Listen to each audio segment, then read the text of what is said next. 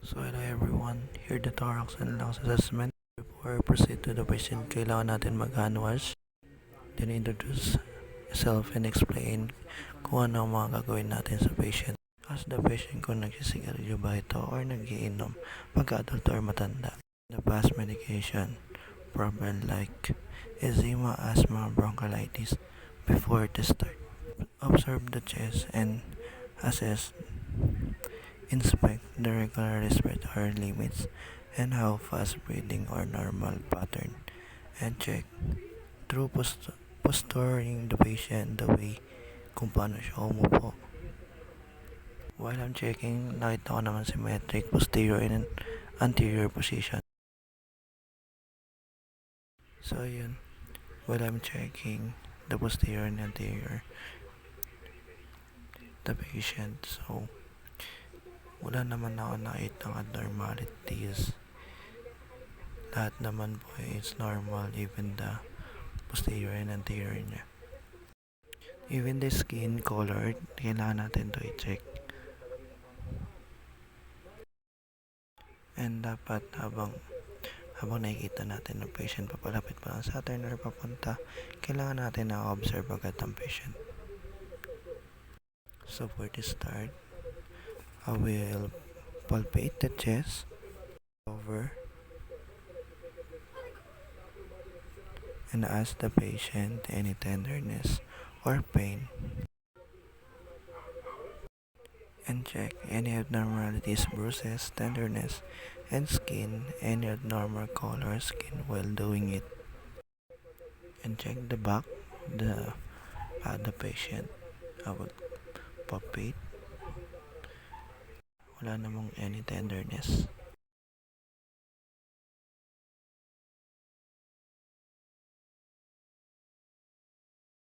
And I check the expansion by putting my hand here. So ayun, nakita nyo pag in and out na kamay ko, then dala expand, symmetric.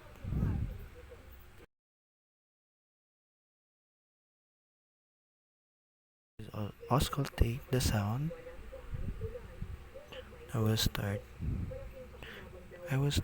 to the trachea, then side to side to the chest. Okay, good. Nice and breathing.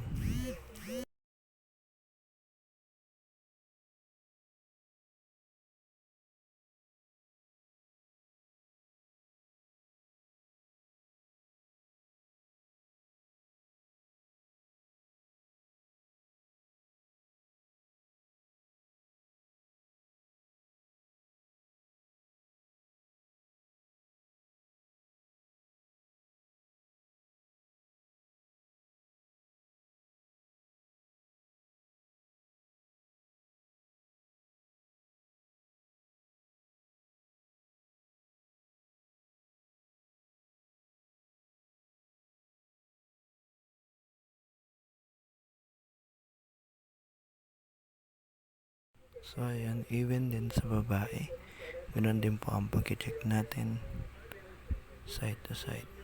Then I will check the same thing din sa kabila. Check the posteriors. Start sa pinakataas and what we call the APC. And that's it.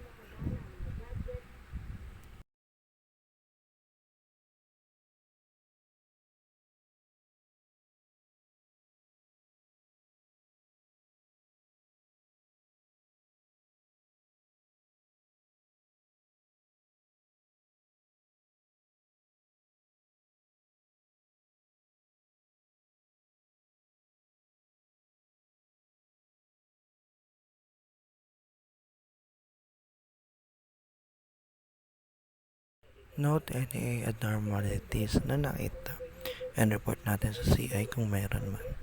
So wala naman akong nakitang abnormalities, even the posterior area sa patient. Thank you. Good morning, ma'am. I'm Sir Nurse Ruth Ann Patan from Colegio ng Batangas, Marinas.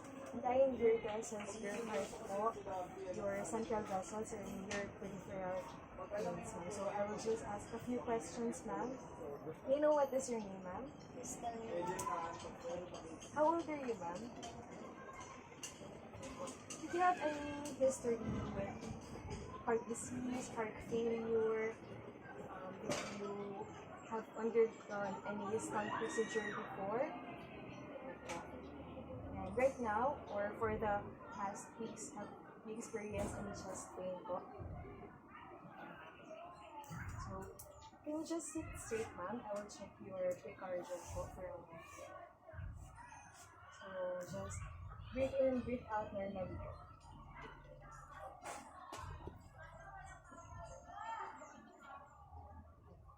So, the movements in your chest naman po are normal, which is good po. Now, I will check your apical pulse po, which is palpate po.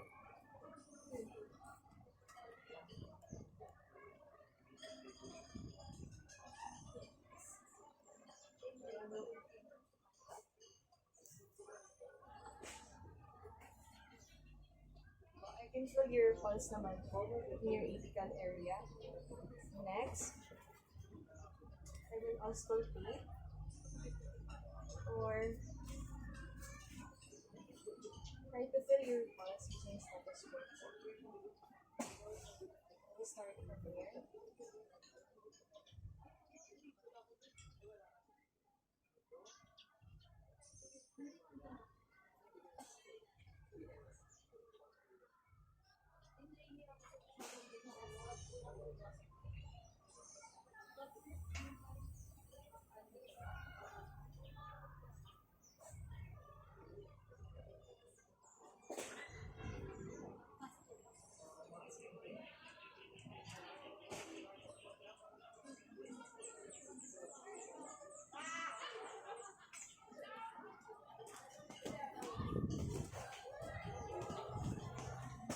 I can feel your pulse naman po in the four sides which I have tested. And can you sit on a 45-degree angle, ma'am? You can just relax your chest. And look at your head. I can see your jugular vein from here.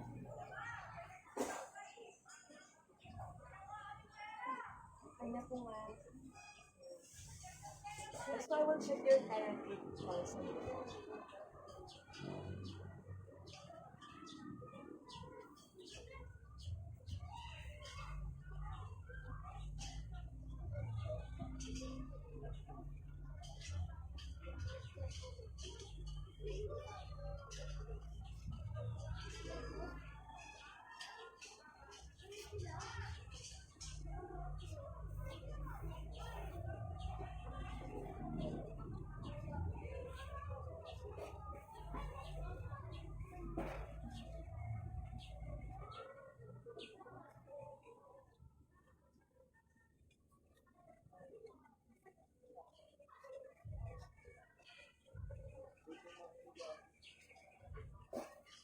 As I was searching your carotid pulse, not because good naman po I'm not hearing any swishing sounds or breathing sounds between your breathing in and breathing out.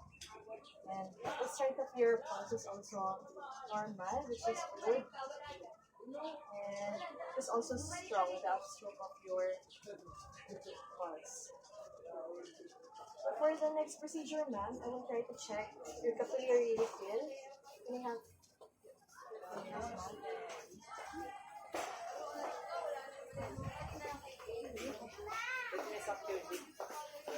will try to check if you have any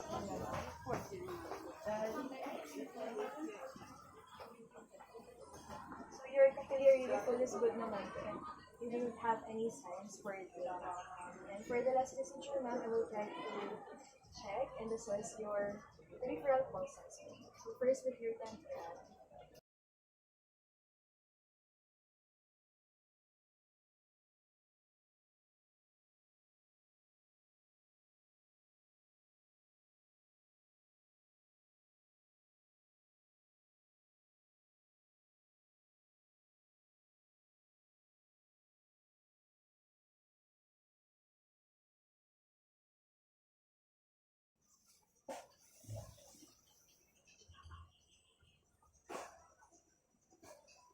by checking your peripheral pulses, ma'am, it is all normal naman po.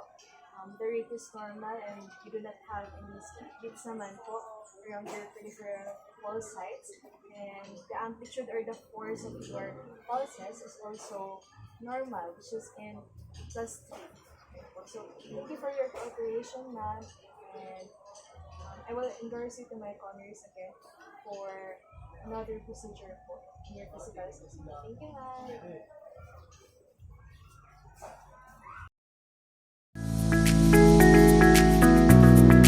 Good day, sir. I'm Joanne Ivon Tadeo, and I am your student nurse for today. I am here to assess your breast and axilla, and it is important for us to know if there's any abnormality findings that will be detected. So, first po, may I ask a question? Do you have breast cancer po? Wala. Uh, does anybody in your family has breast cancer po? Wala. So, okay, sir, can you take off your shirt po?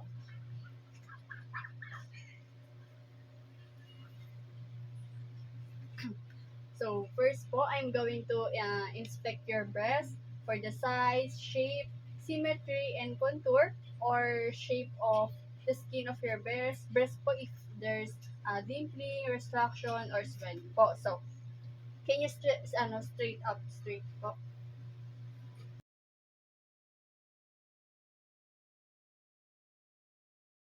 So, your breast po is actually normal and has the same size po. And also, the color of your skin is same po with your skin tone. And the retention is smooth and no edema affected and abnormalities po. So, now I'm going to check if there any retraction po with your breast. So, sir, can you raise your arms po like this?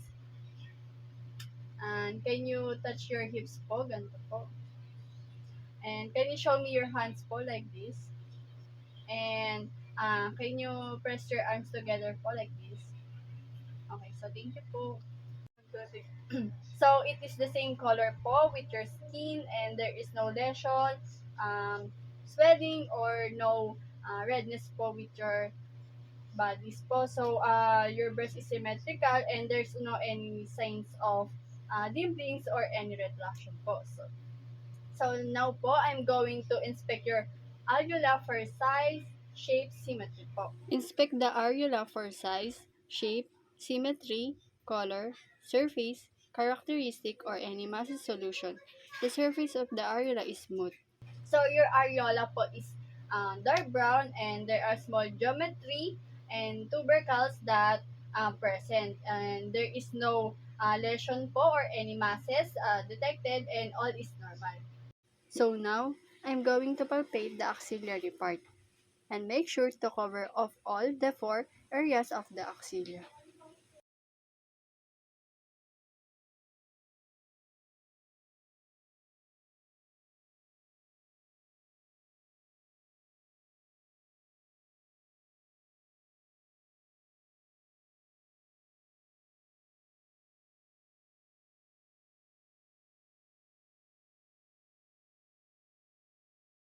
So now, I'm going to palpate the supraclavicular lymph nodes.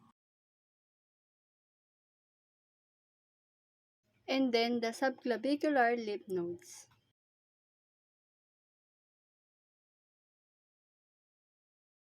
So sir, I'm going to teach you on how you will do the self-examination at home using your finger. Here po, do a circular motion and glide it.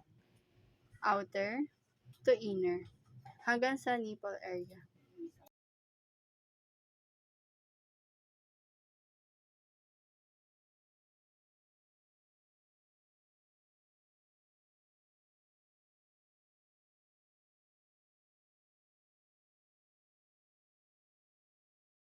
Next, sir, you're going to use your 2 finger, press it here, and then attach it in circular motion to determine if there's a presence of masses. Okay, so now you can now process of the pimples to determining the presence of lesion and there's no presence of any discharge. So, sir, can you turn back your shirt po? So, I'm going to document the findings po.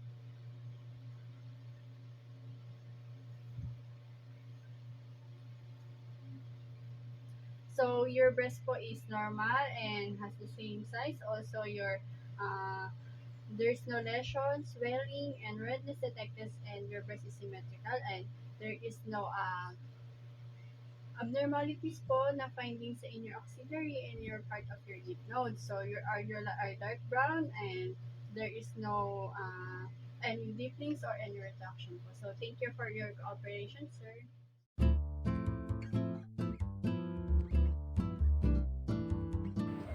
Hello sir, I am Kensel Vasquez, a student nurse. So for today, we'll be conducting an abdominal assessment. Bali po, i-assess natin kung gaano ka-healthy o kung may mali po ba sa tiyan niyo.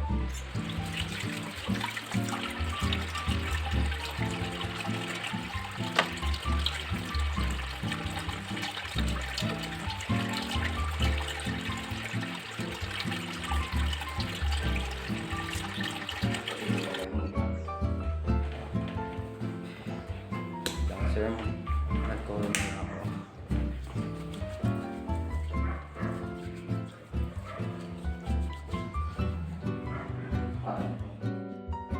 So firstly po, check natin yung contour o yung shape ng yung siya. Antayin mo po.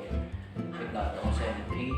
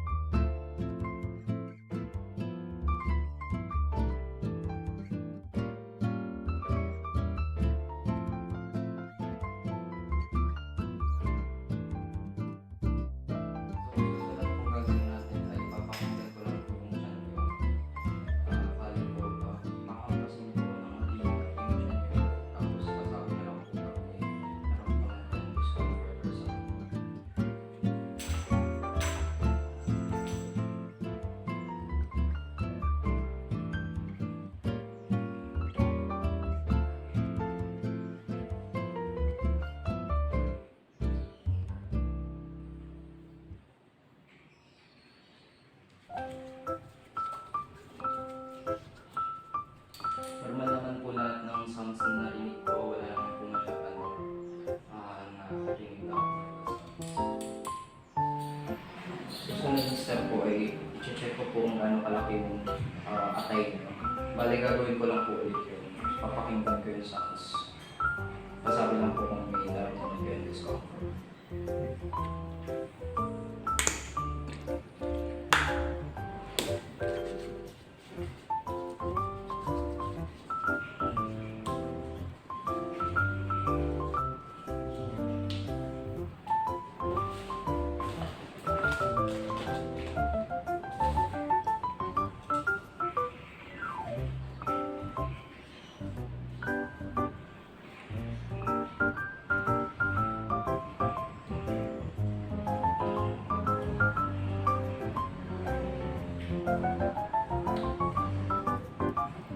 Palagay po dito.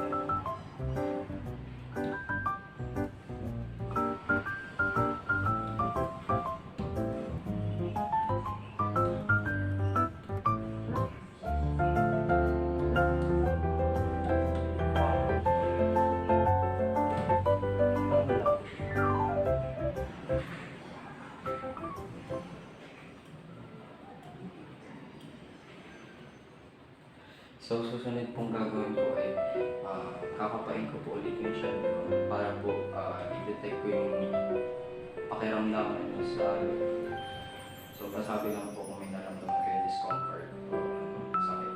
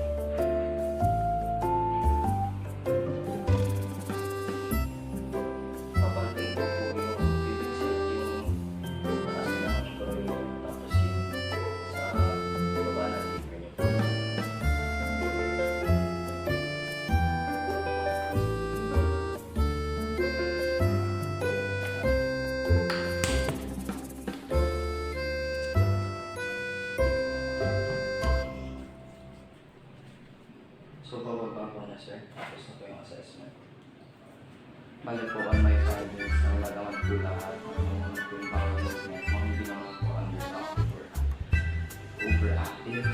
And sa mga sounds nyo sa chan, normal naman po lahat. Wala naman po akong abnormalities. Then po sa liver within the range of normal naman po yung liver size mo. Sorry na po.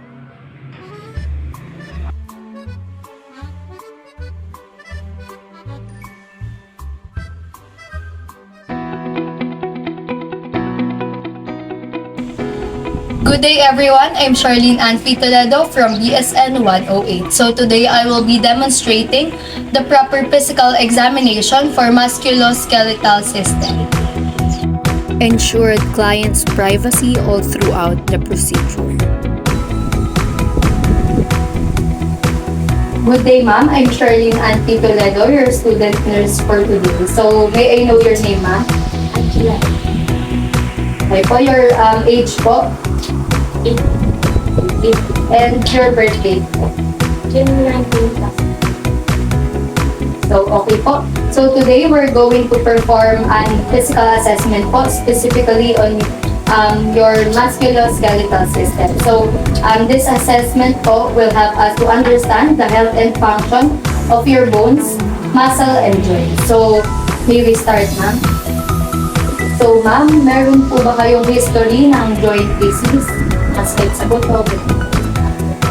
So good to know po. So we're gonna assess po your head to toe portion. So meaning po, mula ulo po hanggang paa ng mga bones niyo po, muscle. So, start po tayo. Don't forget to disinfect your hand before examining the patient.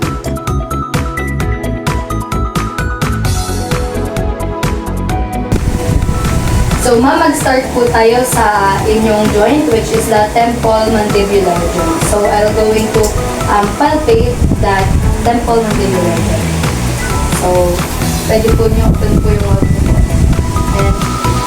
And, pababa po. Pababa yan. Ask the client to open their mouth and palpate for any clicking or crepitation. So, ma'am, in your temple-mandibular joint, may napipil po ba kayong clicking, discomfort, or pain upon assessment? So, good to know po. So, upon assessing your temple-mandibular joint po, wala namang pong presence ng clicking, muscles, redness, or any abnormality. So, mag-move po tayo sa iyo pong spine. Mag-move naman po tayo sa inyo pong spine. So, pwede po ba tayo? Pwede po. So, check ko lang po yung spinal cord po. Until C7. Assess all the way down to C7, which is very prominent. So, ma'am, upon assessing your spine, I can feel that it is straight naman po and there's no any deformities. So, next, ma'am, we'll be assessing naman po your range motion ng inyo pong neck. So, titingnan po natin dito kung normal po ba yung motion ng neck po. So, pwede po ba kayo tumingin sa baba? Taas po. Side to side po, left to right. Right. So, pwede nyo po bang ilagay po yung ear nyo po sa shoulder nyo po? Wala po. Okay, so ngayon po, I'll be testing your strength naman po or the pressure. So, palagay po ng tingin po kayo sa side. Wala na po. So, okay po. So, yan. So, upon assessing your range of motion po, the range of motion of your neck po is very good and normal. So, mag-move po tayo sa inyong pong shoulder. So, sa pag-assess po ng shoulder, gagayahin na lang po ang mouth. Okay? So, lagay po natin sa side ang ating dalawang arms. Then, taas po. Then, sa likod. Next po. So, next naman po, ma'am, isi-swing po natin yung arms nyo po. Okay? So, from harap, taas, and 1, 2, 3, then up, naman po ma'am, ilalagay ko po yung hands ko po sa shoulder. And relax lang po kayo. So, lift niyo po yung shoulder mo. And down. Relax lang po. Isa pa po. Up. So, upon assessing po your shoulder, it feels nice and strong. So, do you have any concerns po ba with regards to your shoulder? Meron po bang problem and concerns? So, yes, good to know po. So, next naman po, I'll be palpating your arms po. And also your shoulder.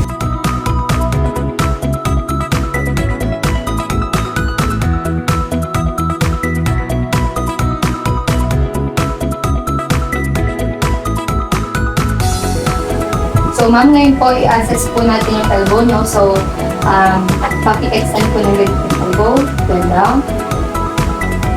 Ako po. Turn down. Boom. So, next, ma'am, i-assess naman po natin yung strength po ng elbow. So, po ako. Then, paki-ipila po. Good. Ako po. Okay po. Next naman po, ma'am, we'll be assessing your hands po. So, check po muna po. I'll be palpating your hands.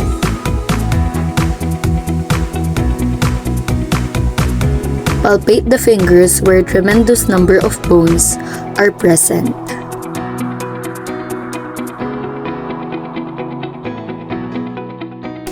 So, okay po. I-check po natin yung motion po ng inyong hands. So, ganito po. Spread po yung fingers. Then, together. Then, down po yung fingers. Up. So, next, ma'am, i-check naman po natin yung inyo pong feet. So, pwede po kayong higa. So, comfortable naman po kayo. So, I'll be palpating the wrist po. So, preparing po ba kanina? Let the client lay down comfortably and palpate their hips. So, next po, ma'am, i-check po natin yung each side po ng legs niyo po. Or as far as you can. Ayan, so, in po. Ayan, taas po. Get down. So, pakibend naman po yung sa knee. Up. Up. And down po. So, pakibend ulit. Left side. Naman po. Yung isa naman po. So, paki-side po ulit sa pinakamalayang side. Then, pakibend po. Then, up po. Then, down. Then, bend po yung knee. Then, up. Then, bend po. Then, up po ulit. Then, side. Up. So, ma'am, upon assessing your hips and legs, okay naman po, namumove nyo naman po ng maayos and wala naman po kayong pain na nararamdaman. So, next po, I'll be assessing naman po your hip po.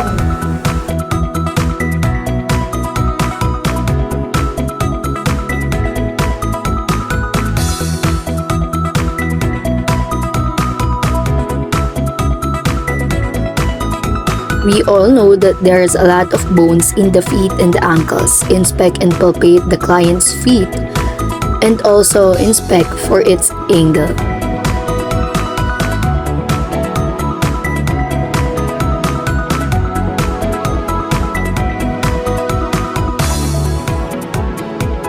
So, ma'am, okay na po. Next po tayo sa knees niyo po. So, pwede mo po kayong umupo. Taas ko lang po. So, meron po ba kayong napapansin na abnormalities po sa tuhod niyo po? So, hindi naman po siya masakit. Po.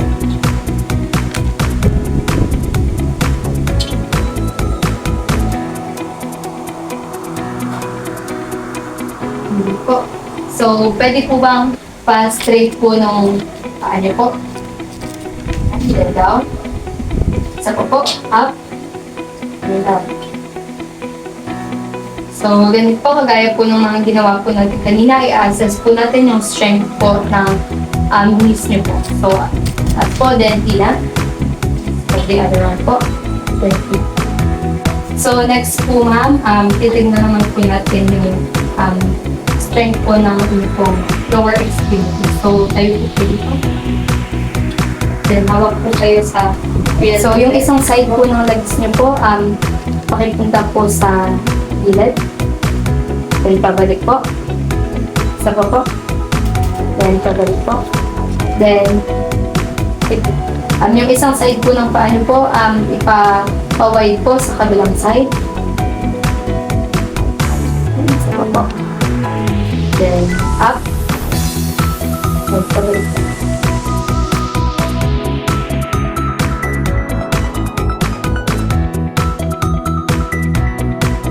So next po ma'am, i-check po ulit natin yung spine niyo po for its symmetry and kung straight po ba siya or aligned. So talikod po kayo. Then taas ko lang po.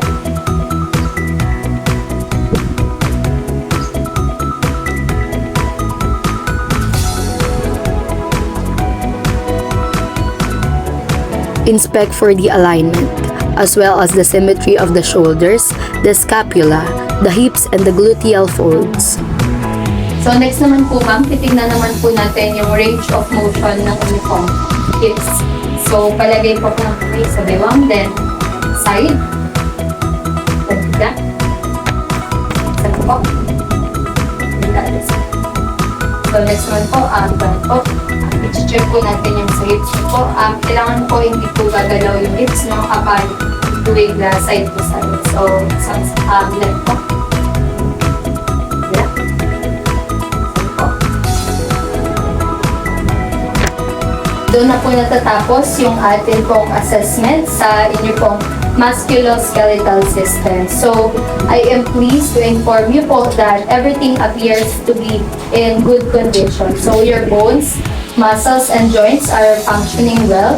So, there is no signs of any abnormalities or concern naman po. So, thank you po for your cooperation. So, if you have any questions, feel free to ask po. And otherwise, thank you po and have a wonderful day.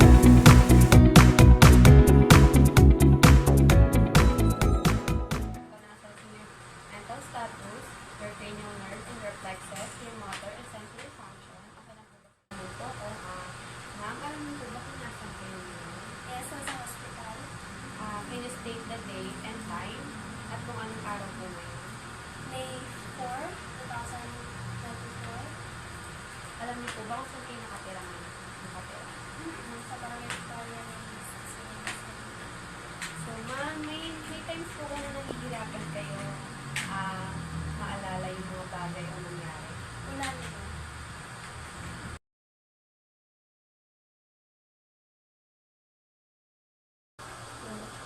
So, next po, ma'am, repeat ko lang po yung sasabihin ko, yung mga numbers, 853, 85345. 85345. So, then now naman po is backward naman po, pa-backward. 853, 358. 85345. 54345.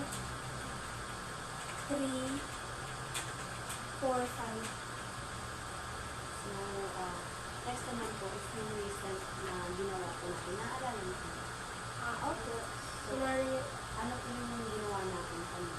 Kinuha niyo po ako ng height and weight, BP, temperature, yun po. So, very good po. So, bago po kayo pumunta dito, ma'am, naalala niyo po ba yung mga ginawa niyo kanina? Opo. Ano po yung mga ginawa niyo kanina? Naligo po, tapos kumain ng breakfast. Okay po. Next naman po is, nagkaroon po ba kayo ng sakit before? Or nag-undergo po ba kayo, undergo po ba kayo ng operation 5 years ago? No. So, assess ko lang po yung mga cranial nerves or 12 cranial nerves na pinag-po.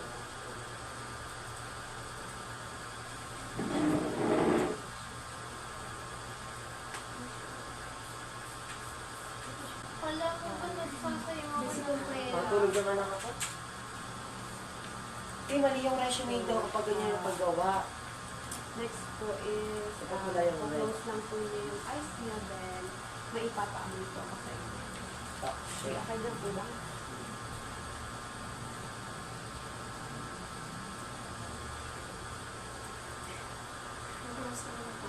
Close to yung eyes, ipalistakan niyo po yung isa niyo.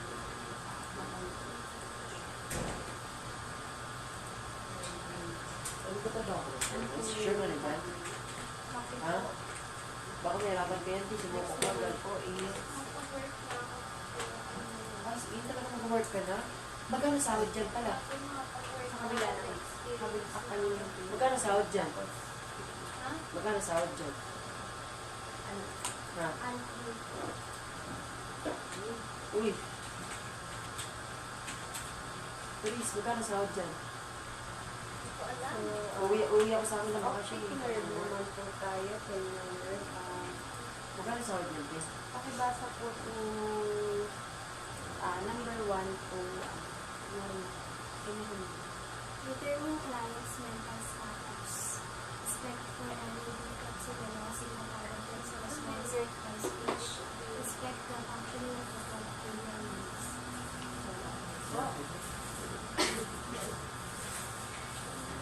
Sana bigyan ako.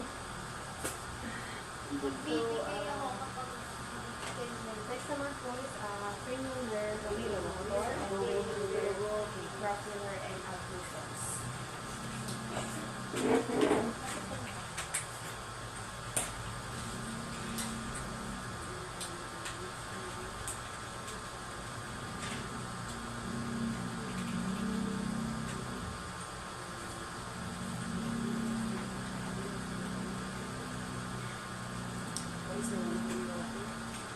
Next is cranial number 5.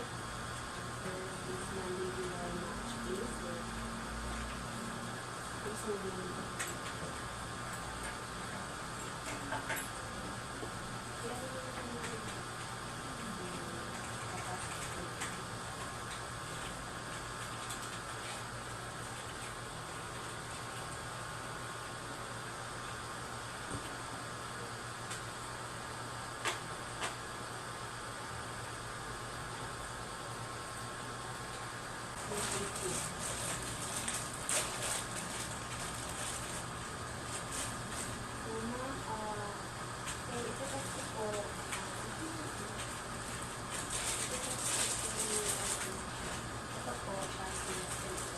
sasabihin mo lang po something na medyo ano mo, then sharpness or lightness. Sasabihin mo lang. Kunyari, reduction in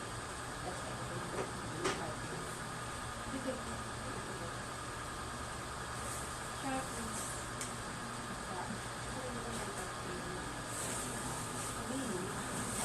No,